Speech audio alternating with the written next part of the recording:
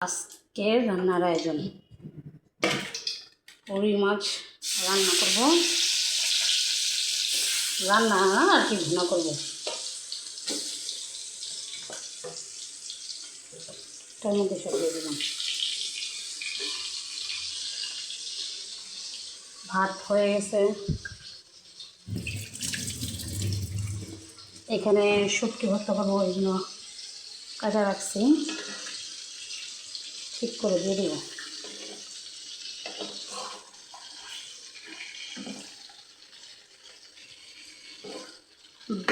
বাবু বাসায় না থাকলেই এখানে পেঁয়াজ কাট করে রাখছি, কাঁচামরিচ কাট করে রাখছি।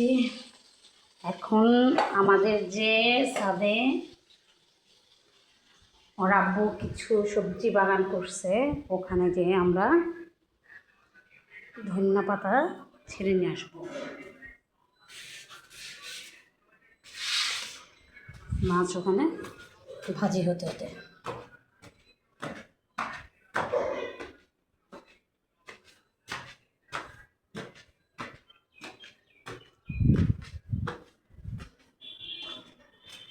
মা সবজি মামা মাথার উপরে উঠে গেছে।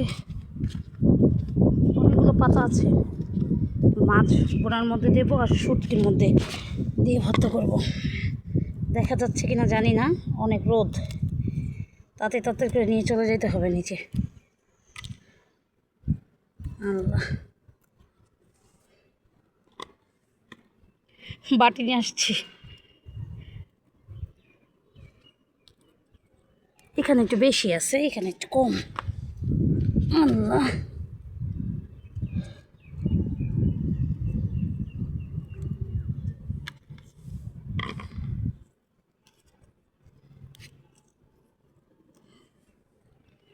এইভাবে কখনো করিনি, আজকে ফার্স্ট টাইম। শুটকি ভর্তা, তারপরে নিজেরা এখানে গাছ লাগাইছি, ওখান থেকে ধন্যবাদ ছিঁড়ে এই যে দুটো মরিচ গাছ আল্লাহর নাম নিয়ে তো লাগাইছি। আল্লাহ পাক যদি চায় তাহলে মরিচ খেতে পারবো ইনশাআল্লাহ, আর আল্লাহ পাক যদি না চায় তাহলে তো সম্ভব না। এই যে এখানটা একটু বেশি,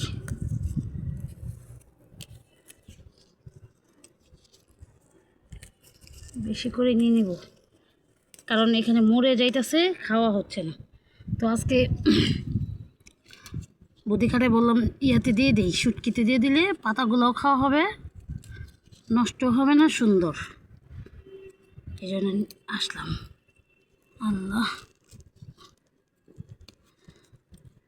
একদম এত সুন্দর স্মেল আসতেছে, বলে বোঝানো যাবে না। এত সুন্দর একটা টাটকা টাটকা স্মেল আমার নাকে চলে আসছে। এটা দেখেন, একদম বড় হয়ে গেছে, কিন্তু এগুলোতে আবার ব্যথা পাওয়া যায়, এগুলো আবার এখন ওরকম হয় নাই। মাটি হাতে লাগিয়ে চলে আসতেছে, কি সুন্দর একটা ফিল কাজ করতেছে, মনে হচ্ছে ক্ষেতের থেকে সবজি নিতেছি আমি, এরকম মনে হচ্ছে। আল্লাহু আকবার। ডান, এই হলো নিচের আপার পোশাক। উনিও মনে হয় এটা কাঁচামরিচ। এখানে মৌসিম আছে, দেখতেই পাচ্ছেন। এগুলো নিতে আসলেই পিঁপড়া মার ধরে। এই যে দুন্দুল, এই যেখানে লুকিয়ে আছে দুন্দুল, এই যে এখানে,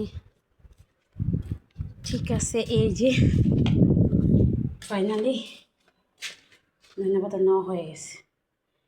পরবর্তী ভিডিও শর্ট করে দিয়ে দিব ইনশাআল্লাহ।